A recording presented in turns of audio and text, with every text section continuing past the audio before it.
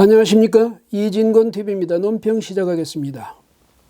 가칭 정치개혁연합이요, 창당준비위원회 결성을 2일 중앙선관위에 신고했습니다. 범여권의 비례대표 전담 정당을 만들겠다는 겁니다. 범여권의 그 외곽 인사들, 그 외곽에 있는 정치인들이 주도하고 있는데요. 이 사람들은 미래통합당이 준연동형 비례대표제의 의도를 깨트리려고 하는 만큼 이를 되돌려 놓으려고 한다, 이런 핑계를 댔습니다. 그냥 의석이 탐나서 그렇다, 이것 때문에 미래한국당 때문에 뺏길 의석이 아까워서 그렇다, 이렇게 이야기하면 되지. 왜 정직하지 못하게 또 M1 미래통합당, 미래한국당을 비난하는 겁니까? 연동형 비례대표제는 여러분 다 아시다시피 정당의 득표율에 따라서 국회의석을 정당별로 배분하는 그런 제도입니다. 이게요, 의원 내각제에서는 명분이 있습니다. 나름대로 의원 내각제라는 것은 국회 안에 이 행정부가 있는 그런 제도거든요. 그러니까 과반 의석을 차지한 정당이나 정당연합회가 의회 안에다 캐비닛을 구성해서 거기서 행정권을 행사하는 제도입니다. 그러니까 이 정당에 대해서 아주 특별한 지위를 부여하는 것은 있을 수 있는 일이죠. 그런데 우리는 대통령제 아닙니까? 대통령제에서 왜 정당에 대해서 특별한 이익을 부여해야 한다는 건지 그걸 우선 설명을 해야죠. 이런 기형적인 제도가 만들어진 그 과정 여러분 지켜보시지 않았습니까? 4+1인가요? 정당들이 5개 정당이 담합을 해가지고 세상에 입법을 담합하고 입법을 말이죠, 밀거래하는 이런 그 정치가 다른 나라에도 있는지 저는 잘 모르겠어요.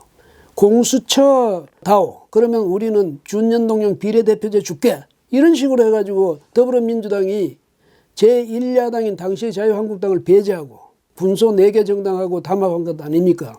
특히요, 선거법을 제1야당 배제하고 선거법을 협상해서 그걸 법으로 만들어서 통과시키는 예는요, 우리 헌정사에 없습니다. 외국에도 아마 그런 예가 없을 겁니다. 그러니 자유한국당 당시 말이죠, 자유한국당으로서는 이거 완전히 비례의석을 강탈당하지 않으려면 자구책을 세워야 될 것 아니겠습니까? 그래서 만들어낸 게 이 미래한국당입니다. 비례대표를 전담하는 위성정당을 만든 거죠. 절묘한 아이디어였습니다. 그러니까 이렇게 되니까 여당도 4+1 이 담합체들이 아주 화들짝 놀란 거죠. 아이고, 저런 방법이 있었네, 이래서요. 그래서 그동안에도 민주당 같은 경우에는 안에서 우리도 그거 만들어야 된다, 비례정당 창당 불가피론이 계속 슬쩍슬쩍 흘러나오고 이랬는데 그 눈치 보느라 못하는데요. 그러다가 이제 이번에 외부 그 외곽의 정치인들 이런 핑계로 대고 이게 구체화하는 거죠. 우리도 만들겠다는 건데, 그러면서 왜 미래통합당을 비난하는지 저는 그게 이해가 안 됩니다. 자기들 꽤 자기들이 넘어간 거죠.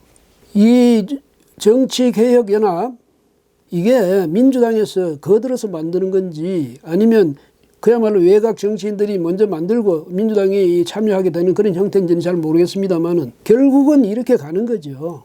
민주당이 그 비례대표 거의 포기하고 그러면 제2당으로 전락할 그런 위험성이 다분한데 그걸 참고 보겠습니까? 아마 민주당 안에서는 못 이긴 척하고 여기에 실려가자 이런 뜻일 거예요. 근데 정의당의 심상정 대표가요, 3일 그 의원총회에서 여기에 대해서 우리는 그 위헌적인 이 위성정당에 그 배에 몸을 실을 수 없다, 이렇게 거부했습니다. 심 대표는 어렵게 만든 연동형 비례대표제가 미래통합당에 의해 도둑질 당하는 모습을 보면 왜 고통스럽지 않겠느냐.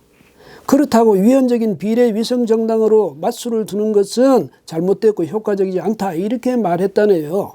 그런데 심 대표, 뭐가 위헌적인지 그걸 설명해야죠. 왜 위헌적입니까? 우리 당은 지역 선거구에서 후보를 내가지고 다른 정당 후보들하고 경쟁하는 데는 거기까지 힘이 못 미친다. 따라서 우리는 연동형 비례대표제 취지에 맞춰서 이 비례대표를 겨냥해서 그것을 확보하는 것을 목표로 정당을 만든다. 그게 뭐가 위헌입니까? 심 대표는 말이죠, 정말 말 좀 조심하셔야 되겠어요. 왜?